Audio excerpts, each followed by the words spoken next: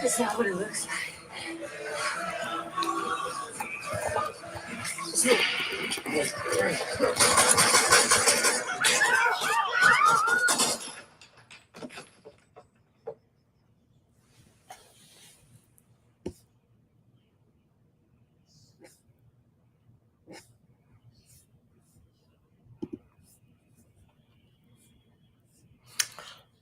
What is going on, family? I'm sorry, y'all heard me listening to Pale Pale Moon before I came in. I'm sure because I noticed I didn't have my mic turned off. Welcome. Let me put on a little music.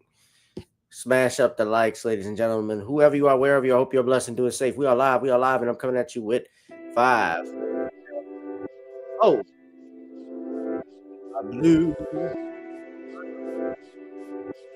Jesus Christ, telling you. We are live, ladies and gentlemen. We are live, and I'm coming at you with 5. If you're watching via Rumble or YouTube or ScrewTube, excuse me, or via X, welcome to an exciting edition of Random Topics, ladies and gentlemen. So we're gonna go ahead. We're gonna get into this. Of course, today we are talking about the breaking news. It is Black Music Month, and I find it interesting. You know, there are always symbols and symbolic things that are happening in our lives we don't think about.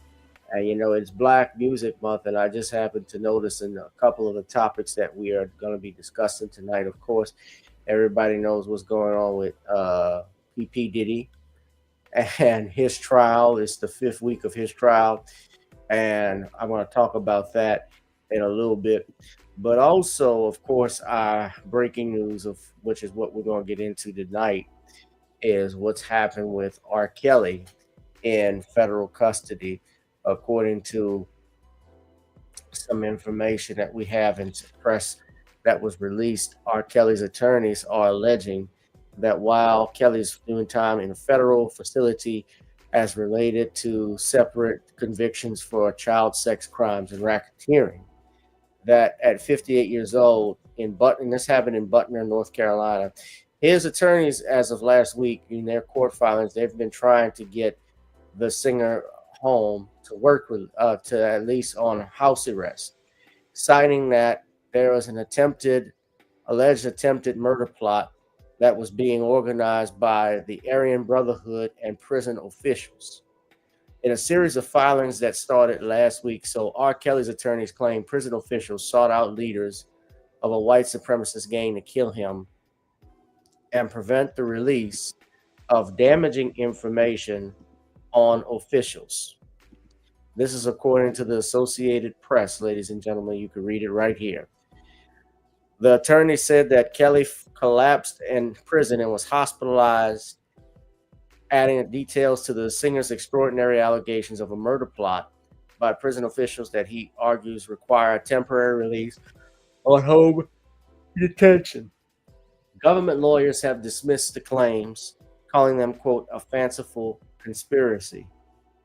They also allege that Kelly was moved to solitary confinement, and this occurred when he was purposely given a medication overdose and required hospitalization and surgery for blood clots, but he was sent back to solitary confinement. The attorneys, through Bobby Brindley, who released the statement and stated, quote, in his filing on Tuesday that, quote, quote, these people did overdose him. They did leave him with blood clots in his lungs and remove him from a hospital that sought to do surgery to remove them. And they did it within days of his exposure of a plan to kill him set forth by the Bureau of Prison officials. Attorneys cite a declaration from the leader of the Aryan Brotherhood as among their evidence. Now, let me just mute that for a second. So we're serious. I'm turning the music off. So, government officials, of course, the attorneys have rejected these claims as repugnant and question whether a Chicago judge has jurisdiction to alter Kelly's sentence for separate convictions in Illinois and New York. Kelly has a Friday hearing at Chicago's federal court. So remember, Kells is doing time for federal charges, I believe, out in Illinois and in New York. Remember, he was tried in that same district court that they're having, that same Southern District Court of New York, which is where he was convicted in 2022. So he was found guilty back in Chicago in 2022 of these charges, and in 2020 for producing child sexual abuse images and 3 charges of enticement of minors for, you can read it there. In 2021, he was found guilty of racketeering and sex trafficking in New York. His attempts to bail have been unsuccessful, including to the United States Supreme Court. He's also sought President Donald Trump's help. He is serving both a 20-year Chicago sentence and a 30-year New York sentence simultaneously. Of course, we all know that Kelly, who is one of the most popular R&B stars, he's arguably considered one of the greatest. Some people have called him the greatest R&B singer of all time, greatest R&B artist of all time, but it's been flawed by these allegations that he has been facing. Of course, he's written hit songs from You Are Not Alone for Michael Jackson. He also wrote Trapped in the Closet, which was become a cult classic. I Believe I Can Fly. He's written stuff for the Isley Brothers, Mr. Big personality of Ron Isley, including Friends and Family and Contagious. I mean, just the hits go on and on. Now, there have always been allegations against R. Kelly. We've heard things, especially him marrying Aaliyah back in '94. Things involving minors. There have been allegations, especially. So that video I won't talk about too much. Of course, he got tried on in 2008, but that ended in an acquittal. And then during the height of the Me Too era, you had the documentaries and release of the Surviving R. Kelly video that came out. Well, they have been saying, I remember this, his own relatives were talking about how they were trying to get a hold of his catalog. Let's see, but his attorney, remember his attorney, Steve Greenberg, and I actually spoke to him through email once, trying to get him on the show. Steve Greenberg was his lawyer at the time. He even said R. Kelly doesn't own his own music. He doesn't even own I Believe I Can Fly. Let's look at something. How much? Let's just type this in. How much is... I got the link to the Associated Press article here too, by the way. But let's look. How much is R. Kelly music catalog worth?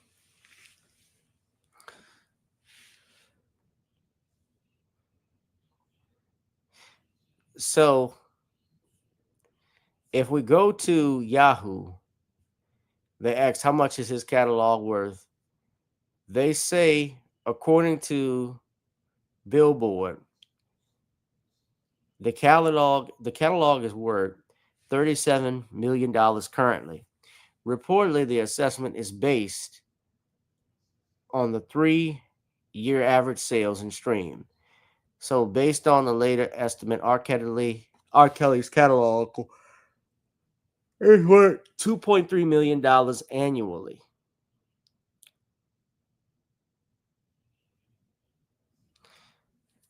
They asked, has his catalog dropped since his arrest? According to The Sun, R. Kelly's catalog has dropped since his 2019 arrest, despite his global hits over the years.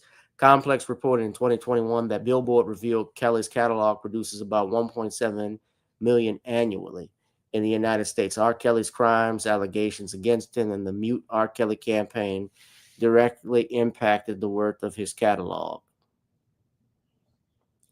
Now, they say there have been different estimates talking about since his conviction, whether it's worth 8.4 or 10.5 million. Listen, songs, no matter if the artist is here or the songwriter is dead, whatever has happened to them, songs still remain popular. People are still rocking and listening to, there are people that still listen to R. Kelly's music, including his own wife, his ex-wife. She dogged him out and talked bad about him. But y'all notice she actually, and there's video footage of her while she does the Surviving R. Kelly documentary or talking bad about him, she's jamming to his music. She's kept his last name. She didn't revert back to her maiden name.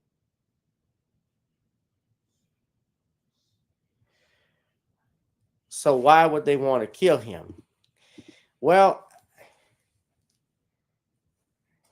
we would be speculating, Tyree. Good evening to you. But what we have learned, what haven't we learned from all of these different artists is that when they have a catalog that's worth millions of dollars that's produced annually, and like Michael Jackson, Michael is the biggest example. Like Sam Cooke is another example. Remember, I had Arthur B.G. Rule on here almost 2 weeks ago where we talked about Sam's homicide. It is not uncommon that you will see a person, either their life gets destroyed by either their allegations that are made against them, or what will happen is their life suddenly ends mysteriously. And everyone, of course, because of the scandal, may not think give two bits about it. But what happens is what takes place afterwards is that there is a fight over the estate and who gets what and how monies and fees are split. Because remember, Michael Jackson's family, after Michael died, they don't get the rights to his, if I'm not mistaken, it goes to the estate of Michael Jackson. From what I heard, the family doesn't get a portion of that. His mother, Catherine, doesn't control the Jackson catalog. That doesn't go to her. Now, that's not to say that they don't have money set aside or have, Catherine and the kids like Blanket and Paris and Prince don't have money, but it's controlled by the estate. Well, who is the estate? It's the attorneys that run it, that have access to it and can sign things over. Remember when Mike died, there was a fight over that, especially Catherine, I think, filed a suit against AEG Live, the promotion company, Dr. Conrad Murray and so forth. That was in 2011. And the thing was to try, what everyone suspected is they were trying to get access to the Beatle, the ATV catalog. Now, that Michael had always thought that when he was alive, Sam Cooke's family thinks that he was iced because of his catalog and he refused to be a servant in the music industry. And we talked about that.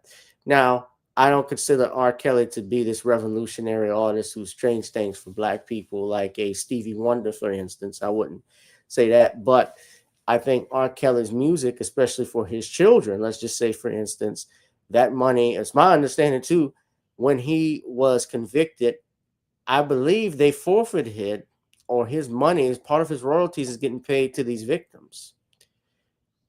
Do y'all know that?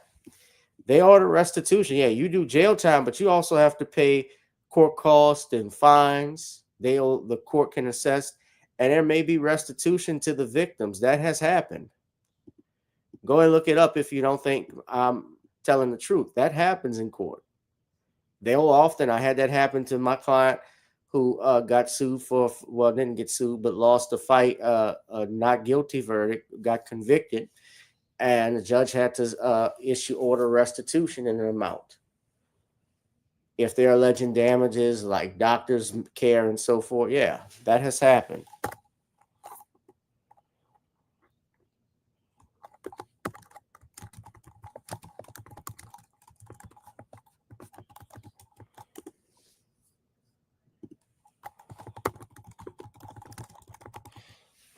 So we're gonna learn more what's gonna happen on Friday if his.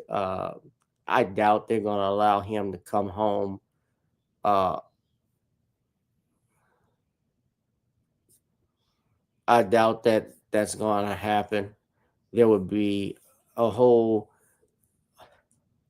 There'd be a lot of hell if they can do that and get him under house arrest. Especially, you got to deal with the aspect. Well, here's the thing: he's been convicted in 2 different jurisdictions, so he's doing more time for the New York matter at 30 years than he is for the Illinois matter. I think Chicago, which he's doing 20 years. So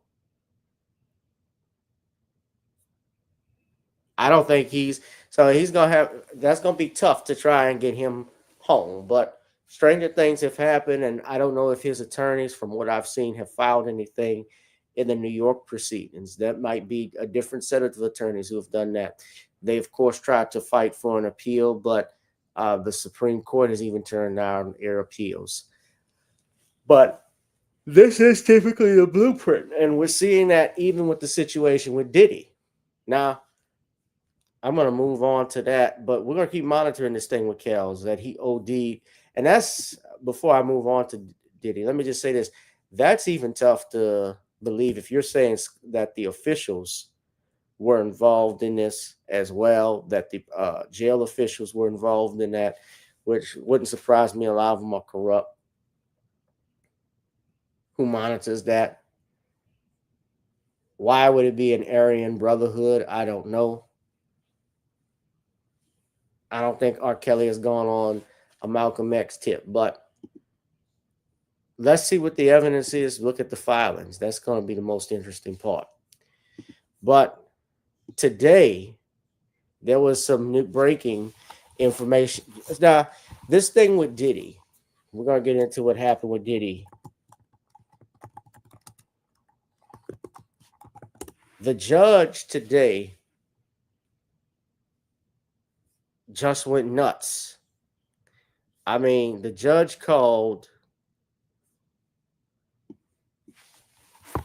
basically got on both the defense attorneys and the prosecution because there was what he said leaked information out because the defense and the prosecutors were under a gag order.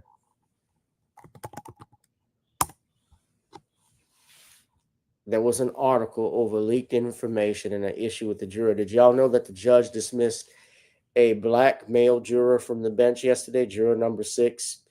And Diddy's attorneys over the weekend, they had filed motions to stop the judge from doing that. Did y'all know that they also they replaced the black juror with a white female juror? Did y'all know that the judge they declared or requested the defense attorneys requested a mistrial a 3rd time? And remember, this judge allowed, according to the reports that I've heard from, shout out to the brother, the podcast with Soul. And I've also heard this from Queen Ahmadiyya Shakur, shout out to her. He allowed a witness to give perjured testimony in the middle of trial. Did y'all know that? I talked about this before. The woman who said that, is it Brianna Bordelon, who said she was hanging from the balcony by Diddy in Los Angeles in September of 2016. And yet Diddy's attorneys, and they obviously gave this to the prosecution because they had to have some type of alibi for that incident, knowing that she was testifying and giving them the information. He was not even in Los Angeles at the time. He's in New York performing on a tour, doing promotional events. So how does a judge allow this? So the judge scolded the attorneys. He reprimanded them, saying there's going to be a swift investigation because a juror's this is involving juror number 6. His information was some information was leaked out. This sounds like what happened with the Young Thug trial with the judge Glanville, who was having secret meetings with the prosecutors.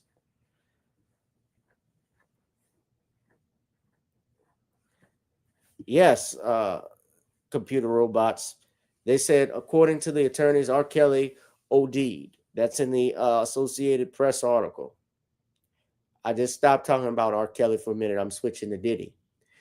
But I can tie them in because I mentioned about the black artists who die in mysterious circumstances, their reputations get destroyed, and their catalogs, especially if they're musicians, their music catalogs, which are typically worth millions, get sold for cheap and then generate millions of dollars more for the record labels and for the music publishers than it does their families, because the families have no rights in it, and the at the time the rights have been sold or transferred to someone else who is making tens of millions of dollars or more on that. And to tie that in, of course, we know Diddy had that lawsuit with Ciroc against Ciroc with Ciroc with his record with the vodka company. We know that he was I believe he was hip hop's first billionaire at one point. Now, I'm not a fan of Diddy. I think he's a spoiled brat. Personally, I think he should have had somebody should have kicked his ass a long time ago. But that's me. Personal feelings aside, and what the law is, I have had issues with this prosecution. I have had issues with the indictment, especially how they tried to make Astroglide and baby oil similar to like half a pound. It sound like he's drug trafficking like Ghost from Power. I've had problems with that. I've had problems with the way that the judge has conducted this court. Now, I'm not there. I have colleagues who are there who told me, but the best way you listen to this information is listening to the people that are on the ground, not ABC, CBS, or CNN, or NBC, or even Fox, because there's a perspective that media has that they want you to follow. It's called television programming for a reason. That's why you listen to these independent podcasters, because people like the podcast with Soul, they're there on the ground. And he has no filter. He has no ties to Diddy. He has no ties even to the prosecution. And he calls it how he sees it. But I'll share this with y'all. Hold on. So, yes, So the controversy about the juror. So this one brother was talking about it. Let's see what he has to say. So he dismissed over issue about his candor, supposedly about his residence. Now, this is going to be the last week.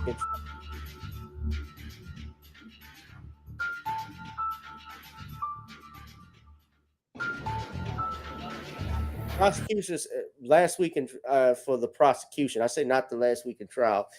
I think the prosecutors are going to be wrapping up their case this week, and I think their witness Paul, who is Diddy's assistant, he's testifying. But so far, I haven't heard anything tied to a criminal conspiracy. But the judge was upset. All right, guys. So I'm going to give you an update what's happening today. So the judge is mad about an article that got leaked. And that's how he started off today. He said, who leaked the article? He said, there's some information, some privileged information in court that got leaked out. So he asked Mark Agnifilo, Diddy's attorney, about this article. He said he got the article from the government. The government told him about this right here. But he said that there might be swift penalties and different things like that when they find out who was the person that leaked this information in the article. Because there's certain information in court.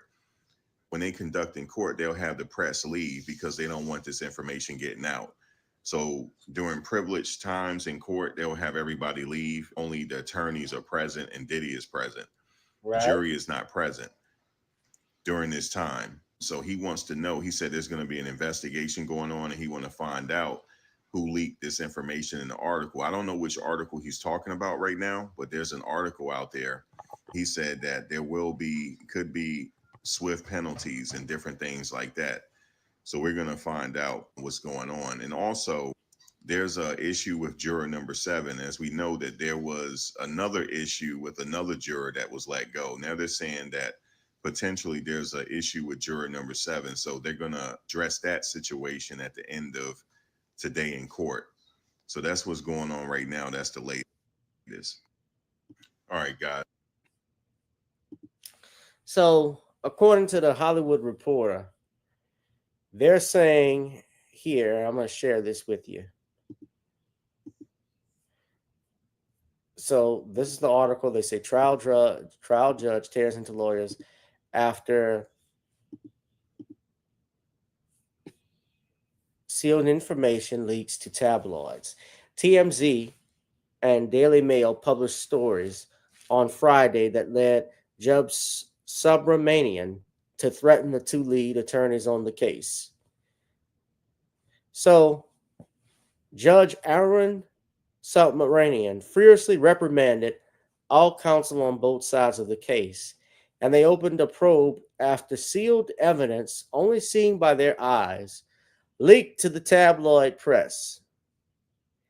He said, quote, "Someone is lying here." The judge had concluded that one or more people in his courtroom flagrantly violated this court's orders, and noted that he asked jurors to commit to the idea that Combs's case be tried on the facts and evidence alone. "I will make sure this commitment is honored, and I will swiftly investigate and punish any violations that took place."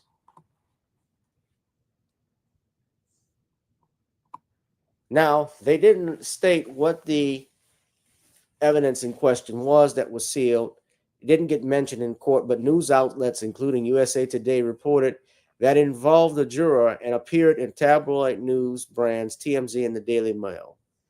Maureen Comey, the Fed's lead prosecutor on the case, and the defense team chief Mark Agnifilo, both denied that anyone on their teams leaked the information to the press. This didn't seem to be of consequence to Subramanian, who informed them that as leaders of the legal team, he will hold them individually responsible if someone on their side was found to have leaked the information. Violating a sealed order could result in civil or criminal contempt charges. The judge said, "Ms. Comey and Mr. Agnifilo, you each personally responsible for the conduct of your teams and your clients. There's no passing the buck anymore. The buck stops with you. If anything happens, the lead counsel is responsible."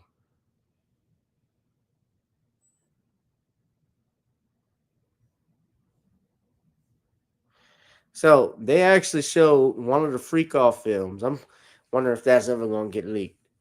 18-minute, they would say a total of 18 minutes of footage of Combs's ex and victim 1, Cassie Ventura, with male escorts was shown. The 12 men and women will have to decide if the video they watched is sex trafficking, the prosecutor's argument, or is it an intimate moment, as the defense argues, from Combs' personal sex life. They keep ignoring this part, though. Cassie had actually planned some of these freak offs and admitted she enjoyed them.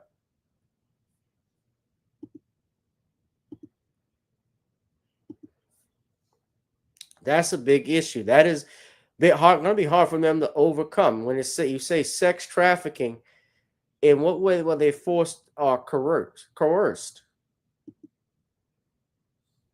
How were they coerced? How were they put in duress? And to say, well, he had sway over their careers. Well, I've never heard that being considered duress necessarily. There's peer pressure, you could say, but I've never heard of peer pressure being equal to duress in court.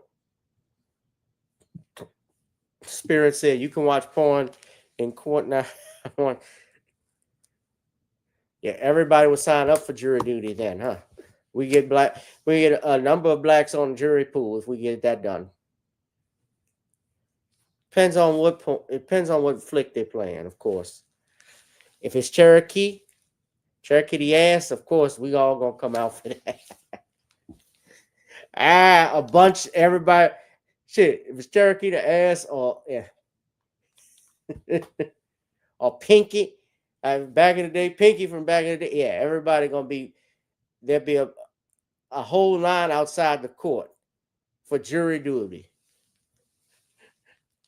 All the way down Loyola and Poydras outside, all the way down Tulane and Broad in criminal court. I always knew this day would come.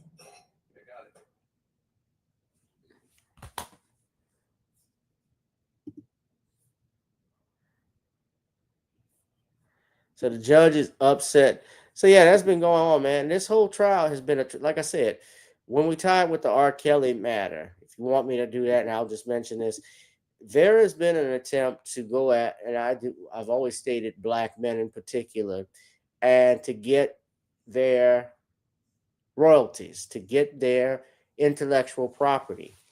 People have to put aside their personal convictions and how you feel about these men and look at what's going on with the law. Was a crime actually convicted? Was a crime actually committed? I should say. Sorry, I have a brain fart.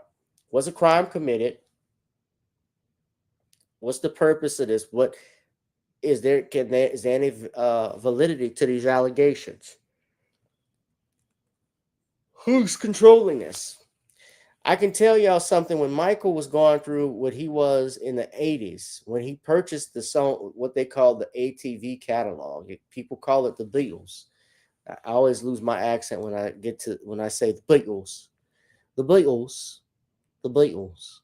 You know, the Beatles was actually it's the ATV catalog that he purchased. And he purchased it for like $47 million.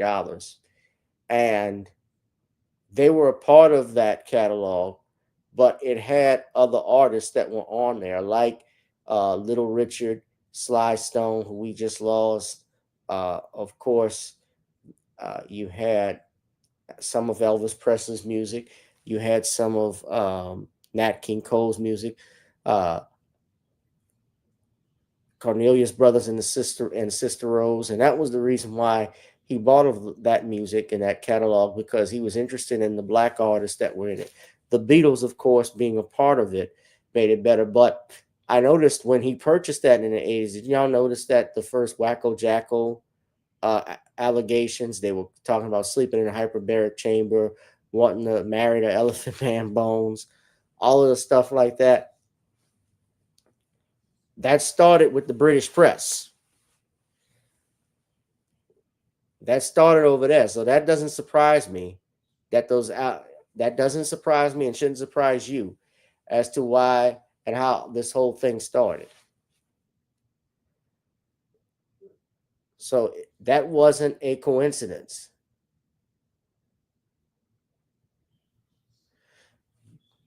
What say you, fam? Do you think it was a coincidence, or you think there was motivation behind that? Make sure you smash up the likes. And we celebrate Black Music Month. Of course, tonight, who I honored, since I'm just going to get into it, I put this on my post, ladies and gentlemen. We honor the architect of rock and roll, ladies and gentlemen, tonight, Little Richard. Little Richard, born Richard Wayne Penniman, ladies and gentlemen, the self-proclaimed architect of rock and roll. I don't just say self-proclaimed. He is the architect of rock and roll, ladies and gentlemen, with songs like Tutti Frutti, Ready Teddy, Long Tall Sally, The Girl Can't Help It, a bunch of others. Little Richard did it all. Of course, Tutti Frutti was one of his signature songs, and it was recorded in my hometown of New Orleans, Louisiana, for Specialty Records. And the song has been covered by multiple artists. Of course, Elvis Presley, the Beatles, they've had Pat Boone, who was known for covering black music. Yeah, a bunch of people that covered that. But yeah, he recorded this for Specialty Records, which was owned by Art Group, and this was actually recorded here at J&M Records. That was the studio. So that's the building. That's where Little Richard recorded, and that was the building owner, Cosimo Vincent Matassa. He was a recording engineer and studio owner.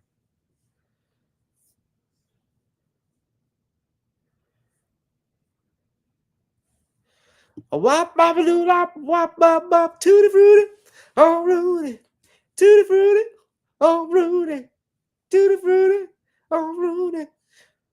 The most inspired rock lyric ever recorded. It was inducted into the Grammy Hall of Fame in 1998.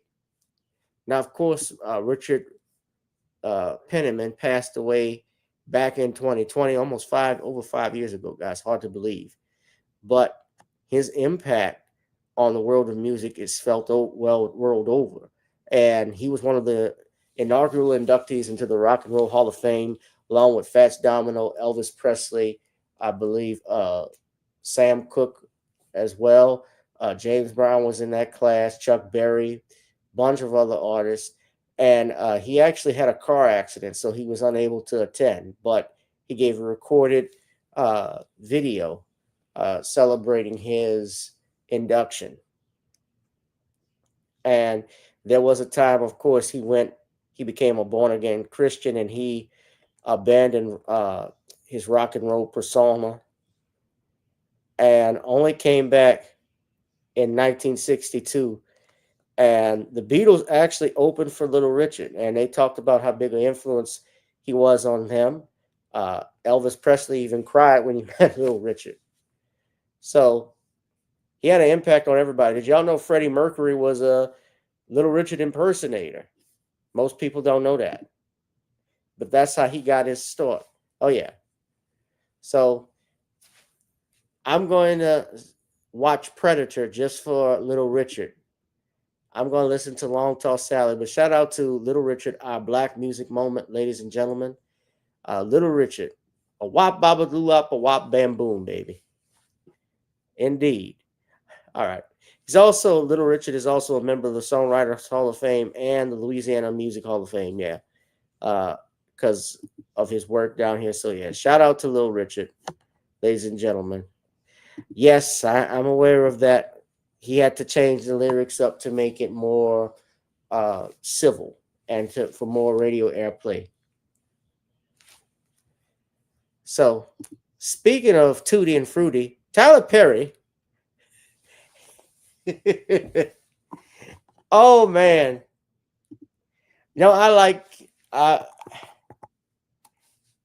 I respect Tyler Perry's hustle. Let's put it that way. I respect what Tyler Perry has created. His movies ain't shit. I think his movies especially put black people in a negative light. But I have to give credit where credit is due. He has given his TV shows suck as well, but he's given black people opportunities in movies and studio behind the camera that they have not been able to accomplish probably on major studio sets. I'll say that. I won't never say he hasn't done any good things, but I feel Tyler's movies, he has not. One of the problems I have in drawbacks, he basically does everything himself. He has no black writers. He's writing and creating the ideas, crediting himself on everything. But no black, like for instance, his core audience and fan base has been the black woman, has been especially older black women. And he has a show called Sisters, but no sisters writes the show. No sisters are writers. He might have black female directors. I'll give him that. But no black women can write. No black men can write some of the movies that he's made.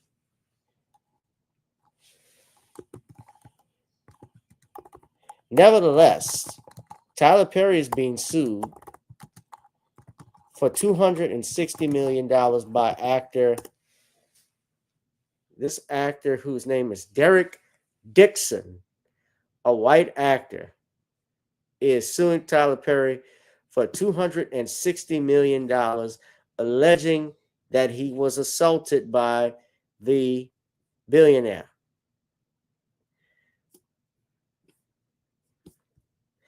For more on this article, let's just go to the story here, courtesy of NBC News. Hold on.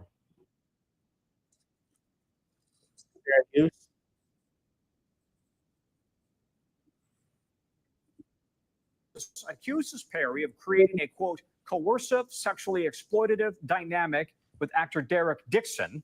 Dixon was on two of Tyler Perry's shows, The Oval and Ruthless.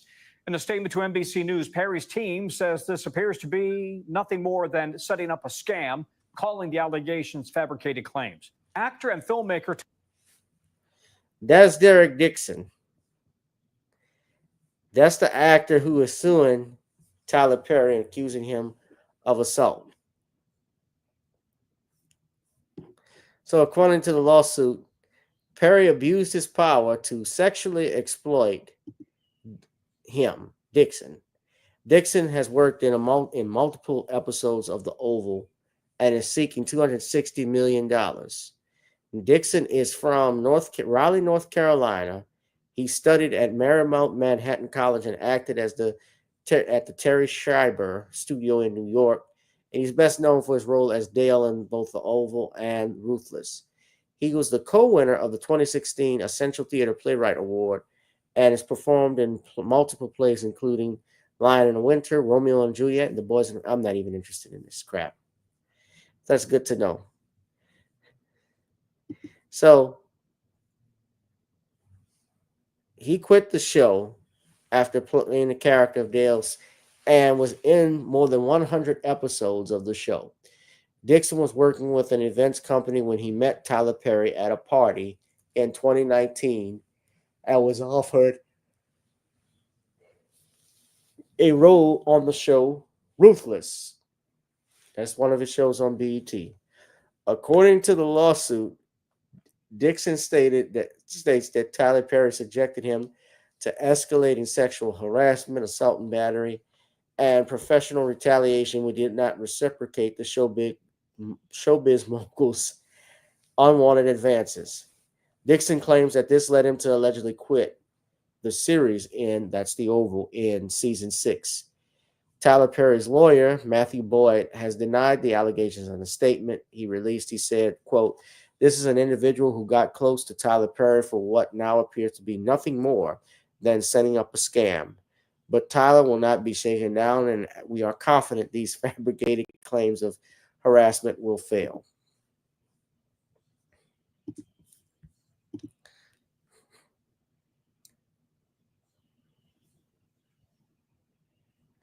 Shut up. I'm gonna rip it up.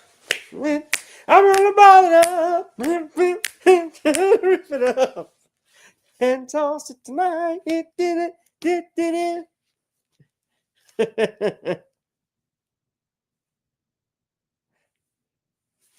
Man, if you listen to those lyrics, yeah, they talk about how dirty our generation is, but shit, Little Richard shit was dirty.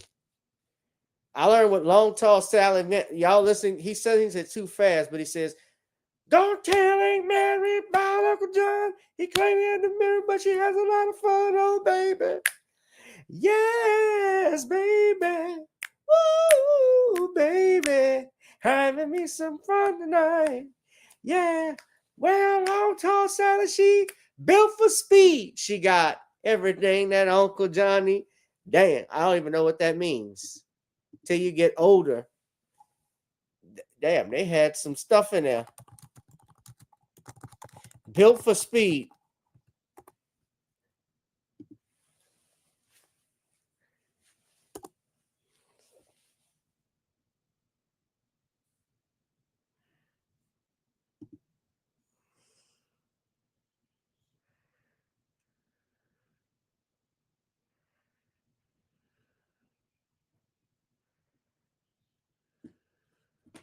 saying she's desirable.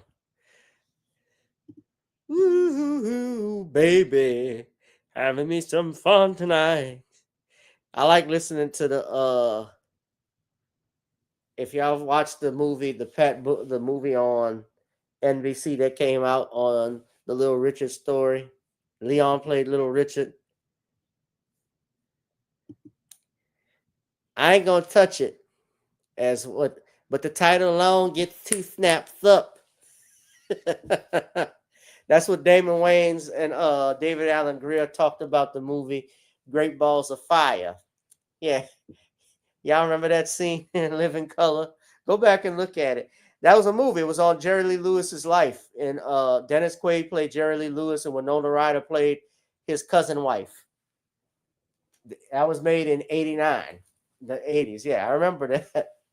Yeah, Men on Film said, now, I like to talk about a film I've been anxiously awaiting to see. Great Balls of Fire. I ain't going to touch it, but the title alone gets 2 snaps up. Man,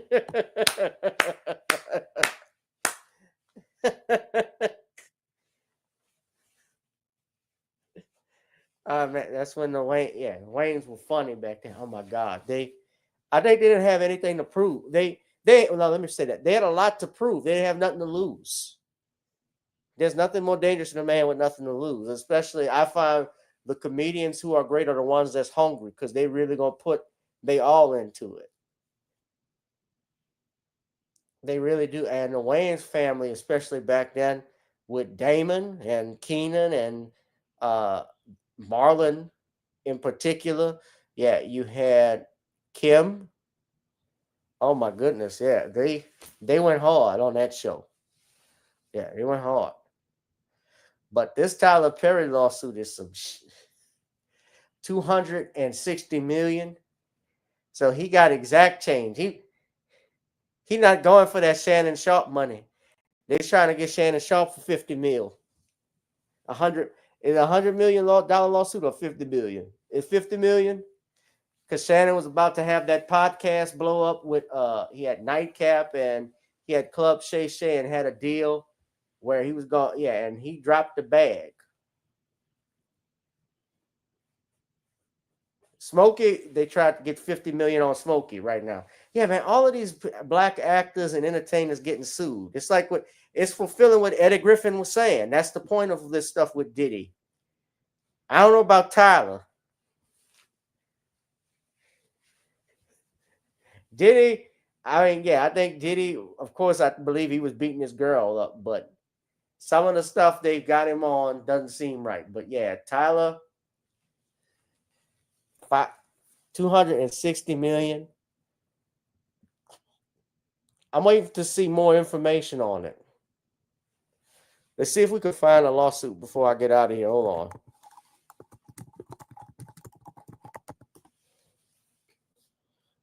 I want to read it. Well, it's Saturday night and I just got paid. So he's got, oh, good.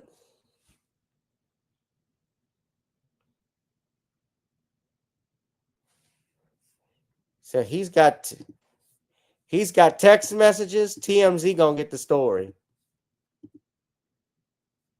Alleged text messages.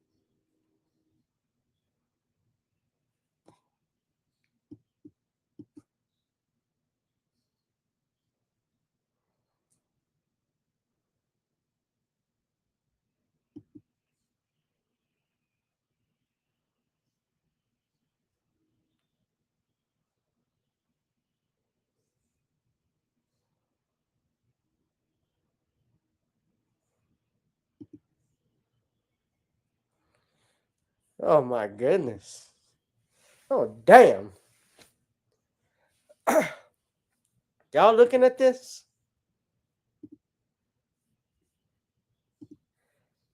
What's it gonna take for you to have guiltless sex? Have y'all found that yet in therapy? Yes, it's the exact same kind of car. Metro, giving up my religious guilt, becoming a Buddhist. That's so cool where you came from. Unfortunately, Derek, I have friends who are in their 50s and 60s who are still dealing with that. And it's so sad. You can have freedom from religious guilt and still believe in. I don't know what that means.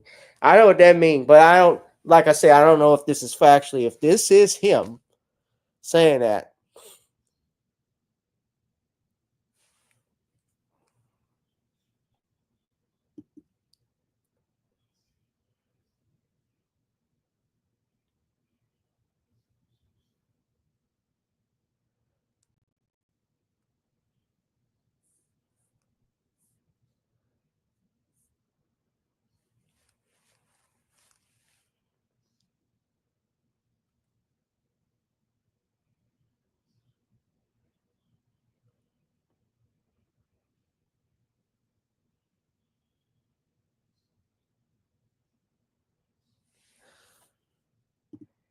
Fucking.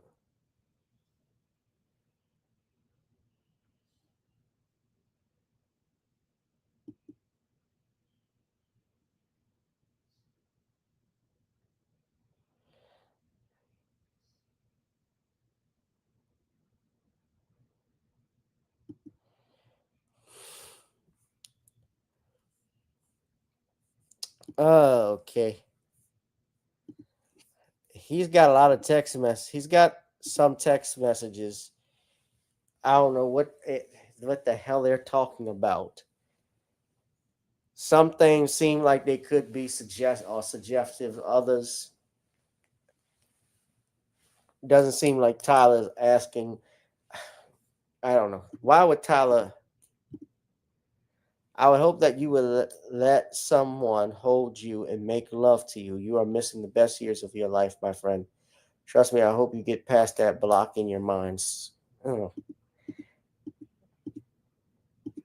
I sound like he fishing, but I could be wrong. I sound like or it could be just talking to the guy and telling him that, but still. And who knows what type of relationship they had or have. I don't know, man. This, let me stop. This is a lot. I'm nauseous earlier and now I'm getting more sick. What do y'all think?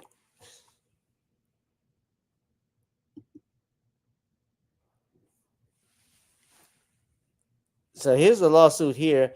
He's represented, Derek Dixon is represented by Jonathan Delshad. This complaint is over 46 pages long.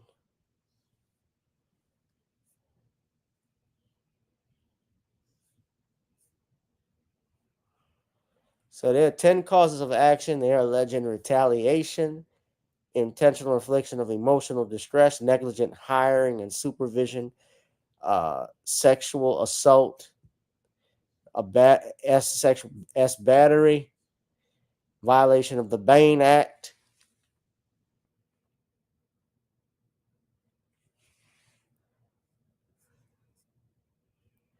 workplace gender violence in violation of California Civil Code 52.41, sexual harassment, work environment harassment, and quid pro quo. So yeah, there's a lot. He has that movie on Netflix that they're talking about, Straw. I heard that's bad. Although, of course, my women in my family love it. But what say y'all, fam? I just put the PDF in there. I got to wrap this up. I haven't been feeling good, but I want to come on and talk with y'all tonight. We're going to take a look at that lawsuit. It's like 46 pages long, but it's interesting. But y'all think Tyler's in trouble? What's going on with Diddy? And also we'll see what happens with R. Kelly on Friday. We'll be talking about it, ladies and gentlemen. But anyway, guys, I won't be on Thursday, but I will be on, probably coming back later in the week. But y'all be safe and be blessed, fam. We will wrap this thing up. Oh, if you love me for my time, then please drop something in the Cash App, PayPal, or Zelle. That is not my Cash App there. I apologize. I just realized, why did I put that in my title card? That is not it.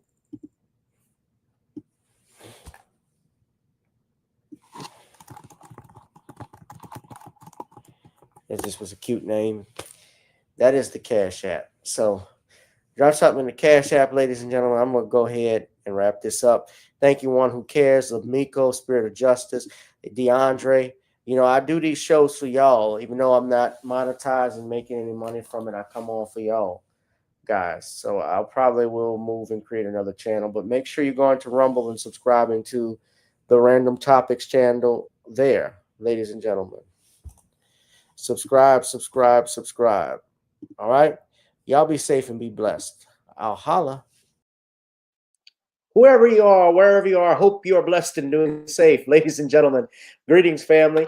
Of course, I'm tuning in. You see me without the glasses off today. But if you're looking for some opportunities, particular advertisement opportunities, then look no further at the link at the bottom to my email address. You can hit me up for advertisement opportunities. We are supporting and promoting your businesses here on this channel. You can also, if you would like to donate and subscribe to our Patreon, a link is at the bottom as well. So you have multiple ways in which you can advertise with the platform by emailing me when we go on through our live stream. You also have access to premium content, those that want to see premium content that you will not find here on YouTube or Facebook or Twitter, as I am suspended probably by now. You guys can check out the Patreon at link at the bottom. But advertisement opportunities, definitely email me, gavin.grich1@gmail.com for rates. And for the Patreon, it is the same as the YouTube channel. It is channel gboot2786. All right, I'll holla. Peace.